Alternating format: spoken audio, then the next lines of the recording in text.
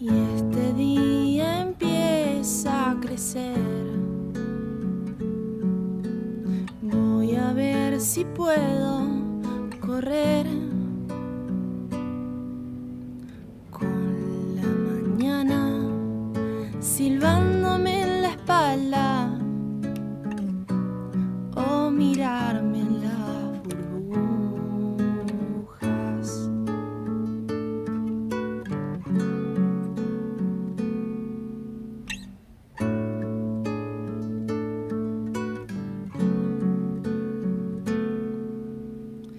Tengo que aprender a volar. Agradecido de esta nueva invitación que el Señor me ha permitido aceptar, recibir, de poder compartir la palabra con la querida Iglesia 1. Más de algún momento hemos conversado de que uno ha sido parte de la Iglesia 1 desde sus orígenes, y hemos estado siempre orando y siempre siguiéndolos y siempre compartiendo las alegrías de esta iglesia. Así que siempre va a ser una bendición compartir la palabra, agradecer la invitación del consistorio y también agradecer al consistorio de la iglesia de Chillán, que ha permitido que pueda venir también, dar los permisos correspondientes, ¿no? Así que agradecido. Ese es el proceso reformado, ¿no? Unos pidiendo permiso a otros y todo aquello. Así que agradezco al Señor y es complejo el tema que voy a tocar, porque en alguna forma no tengo la experiencia como para poder hablarles desde lo subjetivo, sino que lo que voy a compartir es netamente objetivo, porque la palabra es objetiva, y por lo tanto lo que voy a compartir es netamente lo que ustedes acaban de leer. Y a mí me pidieron que hablara respecto de las consecuencias de la caída en la vida familiar. Las consecuencias de la caída en la vida familiar. Y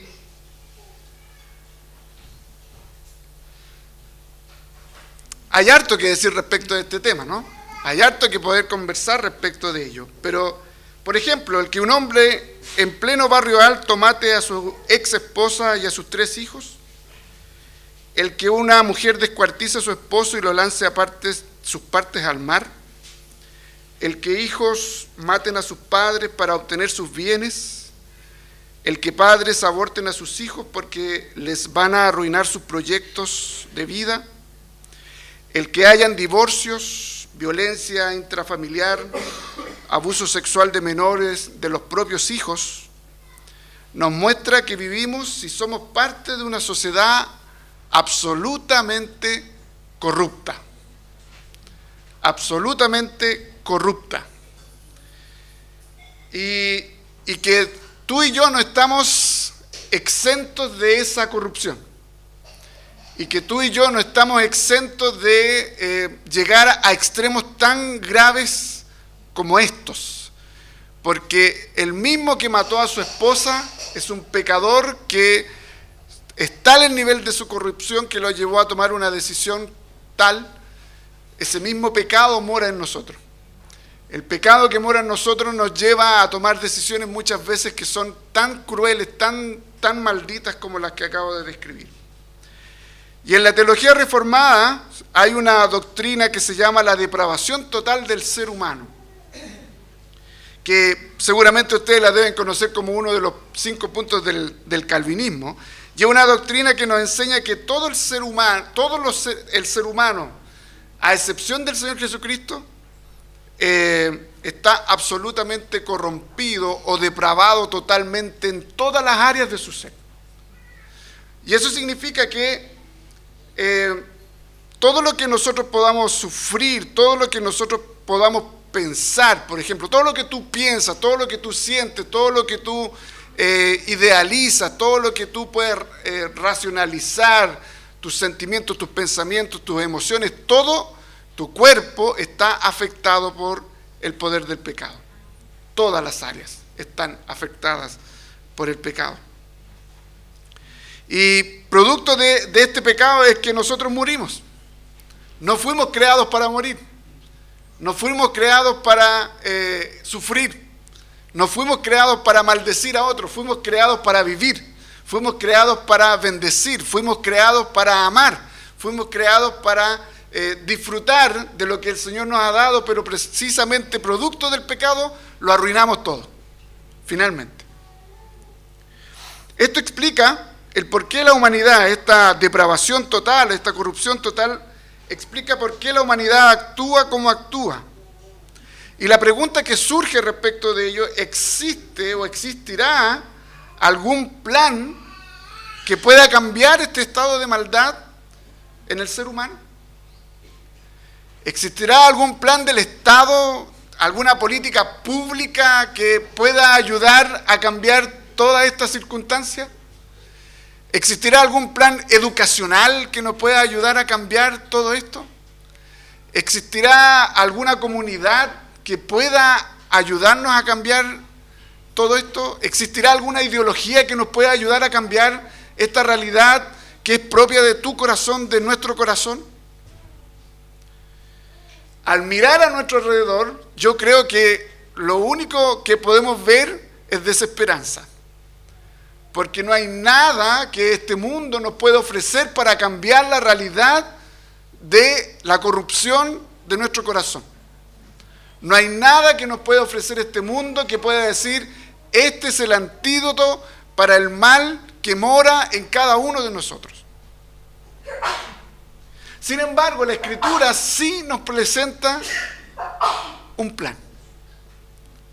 Sin embargo, la Escritura sí nos presenta un plan que es un plan redentor, porque la Escritura nos presenta a Cristo.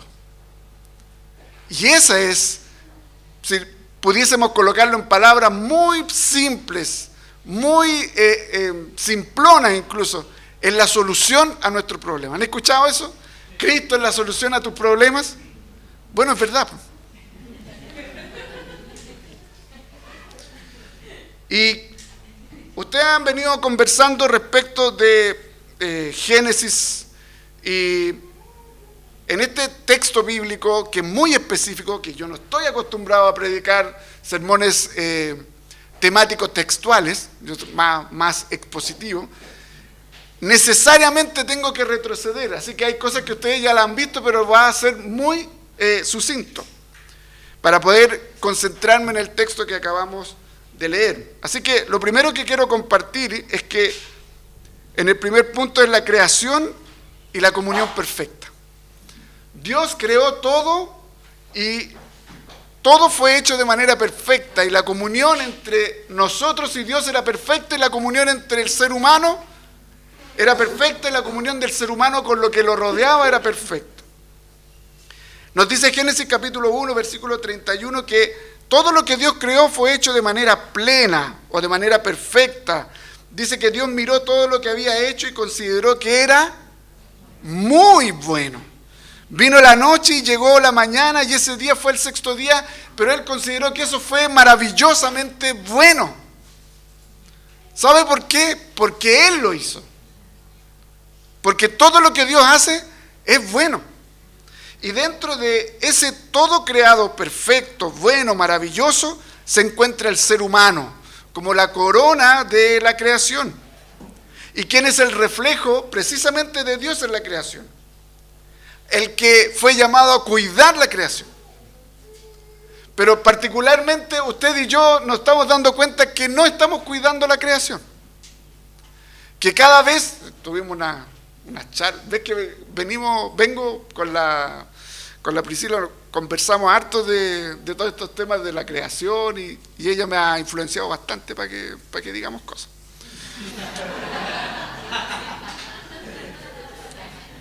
Y hoy día estábamos conversando precisamente respecto de todo este tema de los efectos que estamos teniendo nosotros de arruinar precisamente nuestro mundo, ¿no? con todo lo que hacemos, con todo lo que comemos, con todo lo que bebemos, con todo lo que vestimos, con todo lo que compramos, etcétera, con toda la tecnología que consumimos. Estamos destruyendo y destruyendo y destruyendo todo lo que está a nuestro paso. Y sin embargo el Señor nos dejó para cuidarlo. El Señor nos dejó para administrarlo, para poder disfrutarlo de buena manera. Pero no lo estamos haciendo producto precisamente de la corrupción que mora en cada uno de nosotros. También nos dejó para cultivarlo de buena manera, para trabajarlo, para vivir de él, pero resulta que lo único que estamos haciendo es cada vez explotar el lugar donde el Señor nos ha colocado para bendecirlo. Y además nos dio la bendición de tener relaciones humanas, de multiplicar la humanidad para la gloria de Dios, para su propia gloria. Y todo esto en una hermosa comunión entre Dios y el hombre. En Génesis 2, del 21 al 26 nos dice que Dios creó, ¿qué cosa? El matrimonio. El matrimonio entre un hombre y una mujer. Entre un hombre y una mujer. Y que el propósito de esta unión entre este hombre y esta mujer es una unión de pacto, es una unión de gozo mutuo, de ayuda mutua, la procreación, por cierto, y el cuidado y la protección de ambos. Pero resulta que vamos viendo los efectos que nosotros hoy estamos precisamente, a lo mejor en tu vecindario, tus vecinos, tus amigos están pasando por alguna circunstancia que no es muy buena en relación a la ayuda mutua, por ejemplo. Que nos están bendiciendo, que hay maltrato, que hay un montón de cosas que uno dice, oye, para con esto. Dios no nos creó para maldecir a otros, Dios nos creó para bendecir a otros, nos creó para ayudar a otros. Entonces, Dios creó todo de manera perfecta y con una comunión perfecta con ellos. Y el que Dios haya creado todas las cosas y que tenga una comunión con ellas de manera plena y perfecta, de la cual formamos parte, nos revela el poder de Dios y nos revela el amor de Dios por nosotros. Dios te creó por amor. Dios nos creó con amor. Dios nos creó en amor. Y no es un eslogan, es una verdad. Pero resulta que nosotros trastocamos la verdad de la Escritura, la verdad del amor, por otra cosa que nos vende Netflix, por ejemplo. Por otra cosa que nos vende la tecnología. Por otra cosa que nos vende aquella realidad en la cual tú te desenvuelves, en la cual tú te puedes desarrollar. Y pasando rápidamente al otro punto, que es donde nos tenemos que concentrar. Luego de ver que Dios nos ha creado con todas estas capacidades hermosas de bendición de Él hacia nosotros y de nosotros hacia nosotros mismos y hacia la creación, este relato hermoso tuvo un giro, tuvo un cambio. Génesis capítulo 3 nos revela esta idea de la caída, la destrucción y maldición. Caída, destrucción y maldición. Nos revela que esta hermosa historia de la creación tiene un tremendo quiebre, donde Adán y Eva deciden hacer voluntariamente lo contrario a lo que Dios les había dicho. Por lo tanto, pecaron contra Él. Y al pecar contra Él, esto trajo tremendas consecuencias a toda la creación. Consecuencias cósmicas. Consecuencias espirituales, consecuencias relacionales, personales, mentales, sentimentales, emocionales, sociales, culturales. Estimado, el pecado es una realidad en nuestras vidas. El pecado mora en ti, el pecado mora en mí. Y a ratos, nosotros como cristianos, relativizamos el poder del pecado. Relativizamos le disminuimos el carácter que tiene. Y el carácter que tiene el pecado es un carácter destructor. El pecado destruye. El pecado es una maldición para nuestras vidas. Y nosotros muchas veces jugamos con ello. Constantemente estamos coqueteando con el pecado. Constantemente estamos dejándonos gobernar en un área o en otra. En otra tratamos de mejorar, en otra tratamos de superarnos, pero constantemente estamos lidiando con esta tensión entre hacerlo lo que a Dios le agrada, entre glorificar al Señor y satisfacerme a mí mismo. Todas esas son consecuencias que nosotros estamos viviendo. Pero particularmente el texto que acaban de leer, Génesis 3:16, podemos ver las consecuencias de la caída, las consecuencias del pecado original, en lo que se refiere al matrimonio y a la vida familiar. Multiplicaré, le dijo a la mujer, tu sufrimiento en el parto y darás a luz a tus hijos con dolor. Desearás a tu marido y él te dominará. ¿Cierto? Voy a leer otra traducción. Dios le anunció a la mujer: aumentaré mucho tu dolor y tu preocupación en tu embarazo, y con esfuerzo tendrás y criarás a tus hijos. Y tú desearás gobernar a tu esposo, pero él dominará sobre ti. Voy a repetir. Dios le anunció a la mujer: aumentaré mucho tu dolor y tu preocupación en tu embarazo. Y con esfuerzo tendrás y criarás a tus hijos. Y tú desearás gobernar a tu esposo, pero él dominará sobre ti, o él será un tirano sobre ti. Lo primero que acá podemos entender es que la relación matrimonial entre Adán y Eva fue rota. El pecado vino a romper esta relación entre el hombre y la mujer, del primer matrimonio en la creación. Y mire lo que produce. El texto nos dice que el hombre y la mujer dejará a su padre y a su madre, se unirán y serán una sola carne. Lo que el pecado vino a hacer es a destruir esta unidad. Ya no son una sola carne. Volvieron a ser dos personas. Volvieron a ser dos extraños. Y ahora se miran con desconfianza. Ahora ya hay una cierta animosidad del uno contra el otro. Esa idea de que estaban desnudos, esa idea de que tenían la confianza, tenían la posibilidad de ser sinceros el uno con el otro, ahora ya no está. Se rompió, producto del pecado. Ya no hay más unidad. De aquí es donde, producto de esto, vienen, por ejemplo, los divorcios.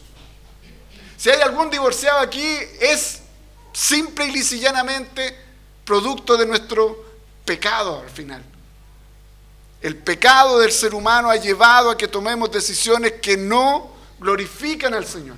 Como por ejemplo elegir a alguien para tener tu matrimonio, a alguien que no es un hijo de Dios o una hija de Dios. Un yugo desigual. Creyendo que tú lo vas a evangelizar. Creyendo que el matrimonio evangeliza. Es un error. Ya cuando partes con esa idea, ya partes con una idea de posible destrucción de tu propio matrimonio. Entonces, de aquí es donde vienen los divorcios, de aquí es donde vienen los hijos que sufren y son marcados precisamente por el tema del divorcio. Porque muchas veces el divorcio se trata de ti y del otro, que ya no se soportan, que ya se tiran los platos, pero son muy pocas las veces que se preocupan aquellos dos adultos de aquellos hijos que están siendo marcados precisamente por ese divorcio. Producto del pecado, producto del poder de este pecado. Niños que son marcados para siempre por las malas acciones y las malas decisiones de sus padres. Lo segundo que podemos ver aquí en este versículo es que el ser padres va a traer sufrimiento y un sufrimiento constante. No solamente la idea de que la mujer en su embarazo va a tener este dolor, porque se presupone que la mujer tiene a su esposo y que su esposo la acompaña en todo su dolor y como son una sola carne, el dolor de ella es el dolor de él. La preocupación de ella es la preocupación de él. ¿Cierto? Es así la cosa, ¿no? Parece que no mucho. Y esta realidad es que los padres constantemente van a tener un sufrimiento, no solamente en el embarazo, no solamente en el parto, que es como la idea que aumentaré el dolor en el parir, sino que aumentaré el dolor, toda la preocupación, dolor es más bien preocupación, aumentaré la preocupación desde todo el embarazo, todo el proceso del parto, del parir, del criar, incluso los que son más adultos y que tienen hijos ya grandes, siguen estando preocupados de sus hijos. Hasta el final. Amén, escucho por ahí. Es una preocupación constante, es un dolor constante, es un sufrimiento constante. El ser padres, luego de la caída, pasó a ser una preocupación constante, un sufrimiento constante. Tener hijos y ser padres es una bendición creacional, ¿no? Sin embargo, el pecado también ha afectado a la paternidad, ha afectado a la manera de ser papás, ha afectado la manera en cómo tú te relacionas no solamente con tu esposo, con tu esposa, sino cómo tú te estás relacionando con tus hijos. Y hoy en día está siendo muy difícil para los padres relacionarse con los hijos. Los que son papás seguramente lo deben comprender, ¿no? Y eso es producto de la caída. Eso es producto del poder del pecado. Por otra parte, la maldición a la mujer tiene que ver con que todo su proceso de ser mamá va a ser un dolor constante. ¿Sabe por qué? Además, porque el hombre va a dejar de preocuparse de ella.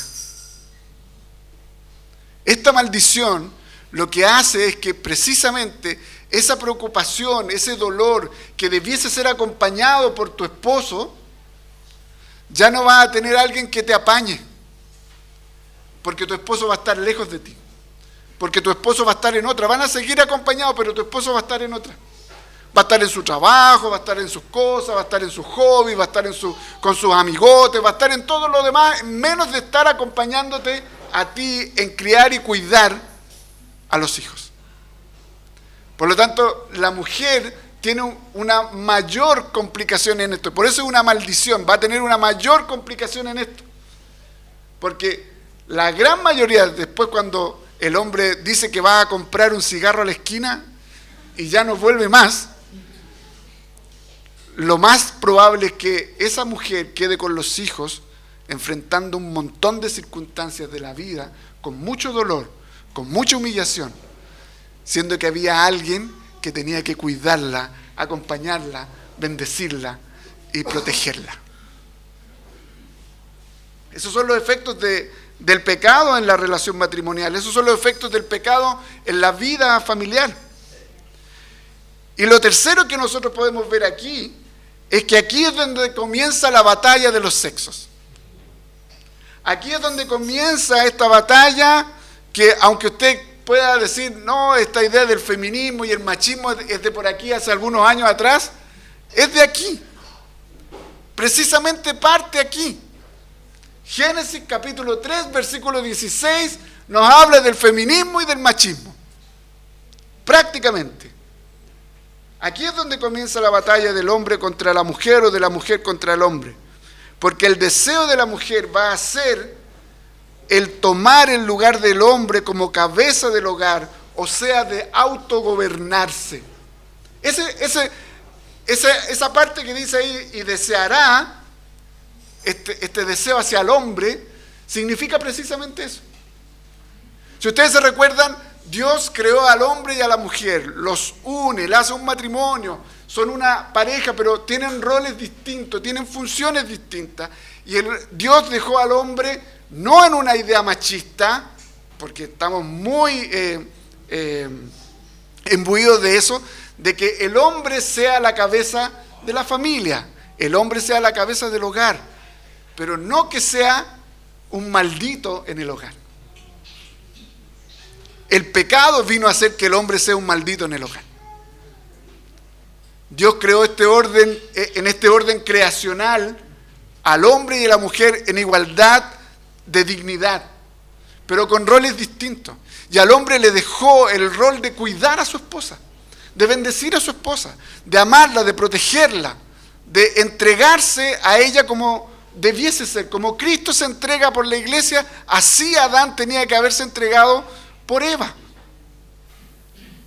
Sin embargo, el pecado vino a romper todas estas circunstancias. El pecado vino a trastocar este orden creacional. Y lo que el texto está diciendo es que el pecado lo que viene a hacer es que la mujer quiere tomar el lugar que Dios le dio al hombre de ser cabeza de la familia, de ser cabeza del hogar.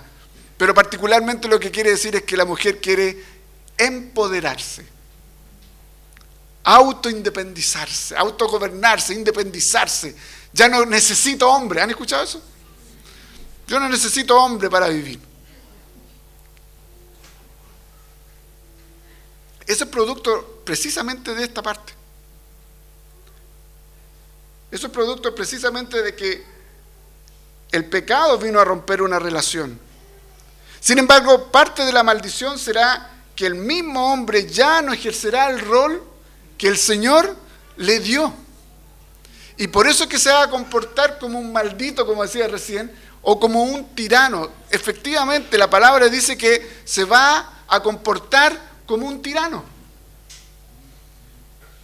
Tú te quieres independizar, dice. Tú quieres autogobernarte, pero sin embargo lo que va a traer la maldición del pecado es que el hombre se va a enseñorear de ti, va a ser aún más compleja la relación, va a ser aún más malo, va a ser aún más tirano, va a poner todo su poder, todo lo que él es, lo va a poner en contra tuya. O sea, es como poner el pie encima. Díganme que eso no ha pasado desde ese momento hasta este tiempo. ¿Es así o no? Bueno, eso que ustedes pueden percibir, eso que nos dicen en la tele todos los días, eso que sale, que se crean los servicios de la mujer, etcétera, etcétera, etcétera, eso precisamente es producto del poder del pecado. El hombre se va a comportar no como un hombre creado por Dios. El hombre, producto del pecado, se comporta como un tirano. Y por eso que quiere dominar, violentar a aquella que es su ayuda idónea. Por eso que ya dejan de ser ayuda idónea. Ya no son un complemento. Ya es una guerra, ya es una batalla. ¿Quién gana más? Y si gano más, te humillo. ¿Quién tiene más títulos? Si tengo más títulos, te humillo. ¿Se entiende la idea? Todas esas cosas nosotros las vamos viviendo, las vamos compartiendo, las vamos percibiendo de nuestra realidad en la sociedad. Así que esta circunstancia del poder del pecado viene a destruir el matrimonio, viene a destruir la relación de los padres con los hijos, de los hijos con los padres, viene a establecer esta batalla enorme que hay entre el hombre y la mujer. Como nos podemos dar cuenta, queridos hermanos y amigos, todos los problemas que tenemos hoy como sociedad, particularmente entre el hombre y la mujer, en los matrimonios, en las familias, en la sociedad toda, se originan en la caída del hombre. Lo que nos debiese llevar a preguntarnos si existe alguna ayuda para esto, si existe alguna salida para esta realidad. Dios creó todo de manera perfecta. El hombre lo arruinó y estamos en ese estado, en un estado de ruina. ¿Existirá alguna salida para este estado de ruina? ¿Existirá alguna posibilidad de reconstruir estas cosas? ¿Existirá alguna posibilidad de restaurar estas circunstancias? Bueno, el último punto nos habla de eso. Solo el Evangelio de Cristo es el que nos puede ayudar. Solo el Evangelio de Cristo, solo la cruz de Cristo, solo Cristo es el que nos puede ayudar a restaurar, a recrear, a reconciliar nuestras vidas.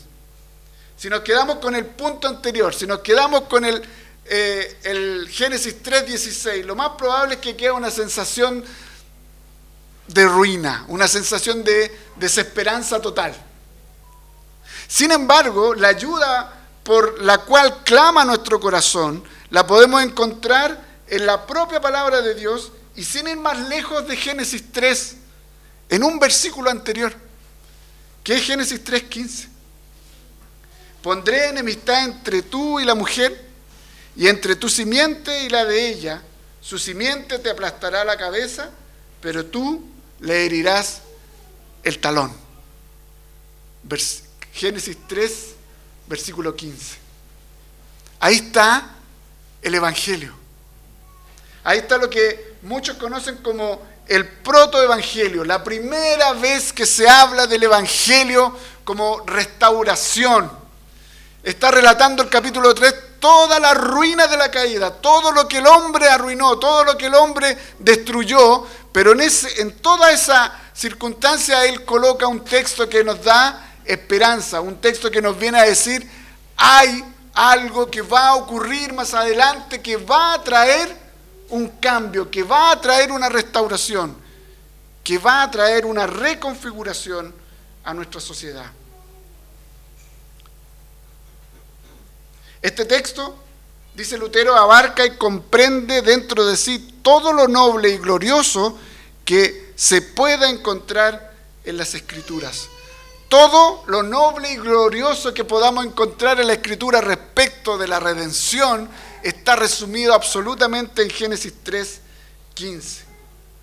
Y lo que nos está diciendo Génesis 3:15 es que Dios puso una animosidad natural entre Satanás y la humanidad. La enemistad tiene la idea de una mala voluntad, de un odio y un antagonismo mutuo. Y en eso estamos, en una lucha constante, ¿no? En una lucha constante con nuestra propia maldad, con nuestra propia corrupción, pero también en una lucha constante contra el mundo que nos rodea y contra Satanás, que está también al acecho. La pregunta es si ustedes creen de que Satanás existe, ¿no? Tiene cachos, tiene una cola, se pinta de rojo.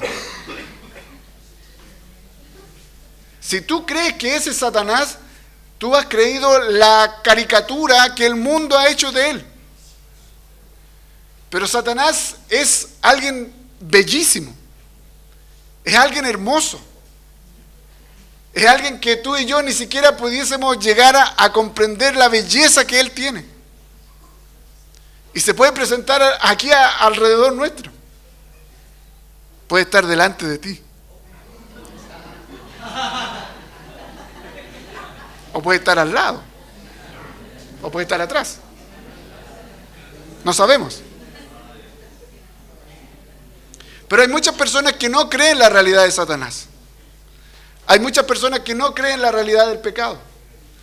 Hermano, si tú no crees en la realidad de Satanás, si no crees en la realidad del pecado, es porque no crees en realidad que Cristo vive. No crees en Cristo. Crees en algo parecido a Cristo, pero no, en realidad no crees en el verdadero Cristo de la Escritura. Porque para conocer a Cristo tenemos que reconocer que somos pecadores. Para conocer a Cristo tenemos que reconocer que hay maldad en nosotros y hay maldad a nuestro alrededor.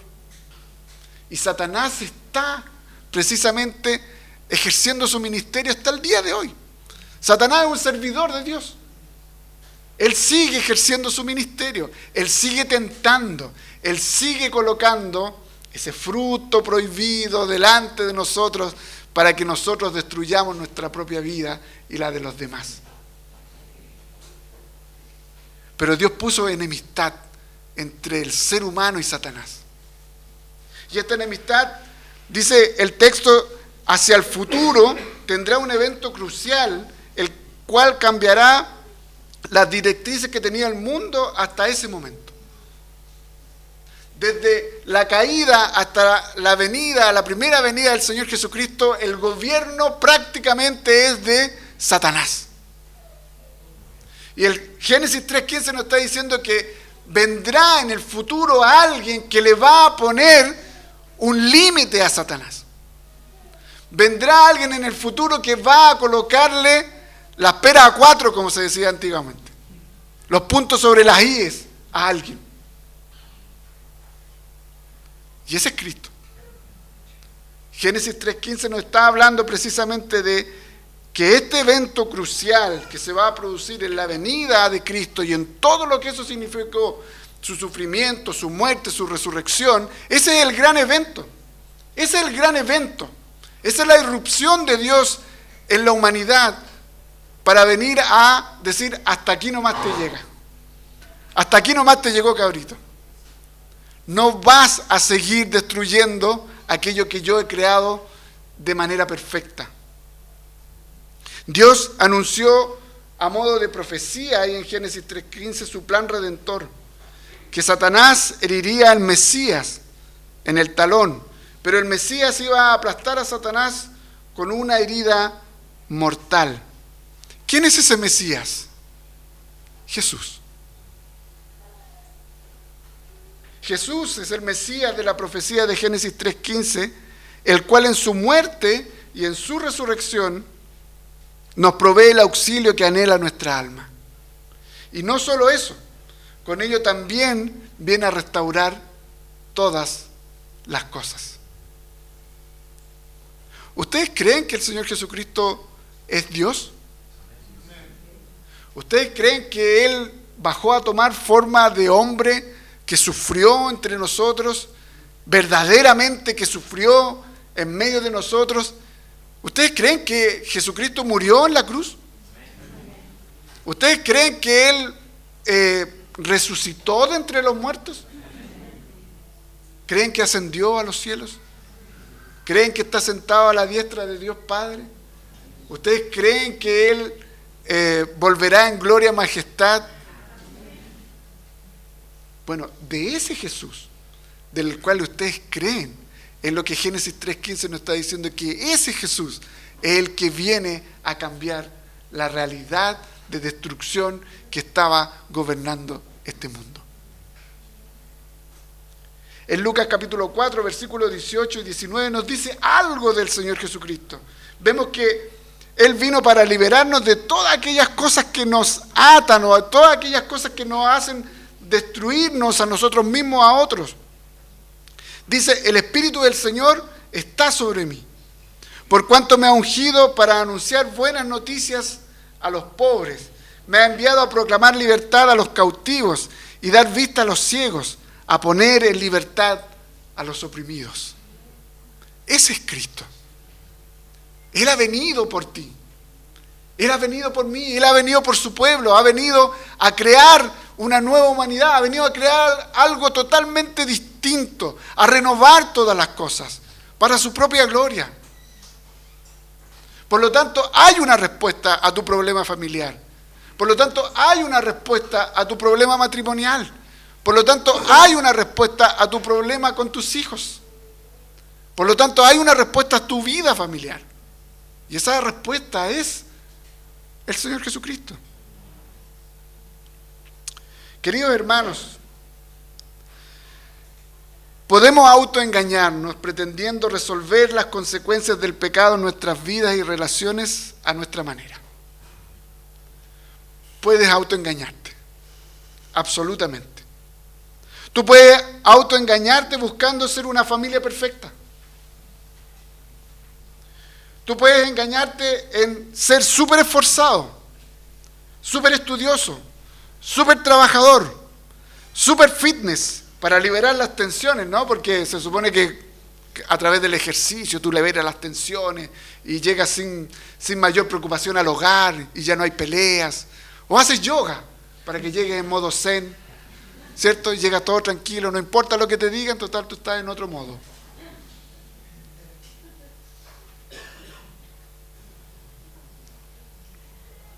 O super psicoterapia, porque está fuerte el tema mental, ¿no? Estamos todos locos. Estamos todos con algún problema. Con lo cual no estoy diciendo que no hay que hacer esas cosas. Con lo cual no estoy diciendo que no hay que trabajar. Con lo cual no estoy diciendo que no hay que esforzarse por algunas cosas. Por lo cual no estoy diciendo que si tienes algún problema que merite una psicoterapia, no vaya a la psicoterapia. Si tienes un problema mental, anda a la psicoterapia. Búscate un psiquiatra. Te va a hacer bien. Es que el tema es que ese psiquiatra, o ese ejercicio, o esa educación, o ese título, o esa familia perfecta que crees que estás formando, no va a resolver tu problema. Porque tu problema es un problema de raíz, tu problema es un problema del corazón, que no hay forma en este mundo de poder resolverla sino a través de la persona de Jesús. No hay otra forma. Entonces, si tú colocaste todas las fichas en los estudios, déjame decirte que los estudios muchas veces te van a traer mayor decepción. Y vas a querer estudiar otra cosa. Y ya no te conformas con un título profesional, quieres un magíster. Y ya no quieres un magíster, quieres un doctorado. Y ya no quieres un doctorado, quieres un post doctorado. Y si me alcanza, otro doctorado. O ya no quiero esa carrera, cambio de carrera. ¿Cuántas personas han estudiado más de 3 carreras? 2, 3, 4 carreras. Porque nada nos llena. Nada nos satisface. El ejercicio físico para poco ayuda, dice el propio apóstol Pablo, ¿cierto? Va a ayudar aquí a tu salud física, es verdad. Y va a quedar a lo mejor bien musculoso, bien atlético, bien saludable. Pero ¿y tu corazón? ¿Quién lo trabaja? Pero nuestro corazón, ¿quién lo trabaja? Puede ir a la psiquiatra. Pero tu corazón, ¿quién va a trabajarlo? Solo hay uno que lo puede trabajar. Ese es Cristo. Solo hay uno que puede tomarlo, desgarrarlo, desmenuzarlo como un barro y volver a armarlo. Solo Cristo. Él es la salida a estas tremendas consecuencias del pecado en nuestras vidas particulares, familiares y sociales. El único, queridos hermanos, ya con esto terminando, que al final puede resolver el problema de un corazón corrupto, depravado, pecaminoso, que se autoengaña, es Cristo Jesús. Si creemos en Jesús y estamos pasando por alguna circunstancia compleja de vida, ya sea particular, matrimonial, familiar, vuelve tus ojos a Cristo. Vuelve tus ojos a Cristo. Si tú crees hoy en el Señor Jesucristo y estás pasando por alguna circunstancia como esta, vuelve tus ojos a Cristo. Si tú estás recién conociendo a Cristo, o a lo mejor estás aquí porque te trajeron y no tienes idea ni te interesa Cristo, lo único que te puedo decir, vuelve tus ojos a Cristo. Y el Señor hará en ti. Y el Señor hará los cambios que sean necesarios. La Escritura nos dice que Jesús vino para darnos vida, y una vida buena, una vida nueva, distinta a la corrupta en la cual nos gusta revolcarnos. Lucas 10 dice lo siguiente: yo he venido para que tengan vida y para que la tengan en abundancia. Cristo ha venido para que tú tengas vida buena, nueva y abundante, plena. Eso es lo que ofrece Cristo. Nada más y nada menos que cambiar nuestra realidad de vida, lo cual nadie más puede realizar. Que el Señor te bendiga, que el Señor bendiga tu corazón, que si estás casado, bendiga tu matrimonio, que si tienes hijos, bendiga tu familia, bendiga a tus hijos.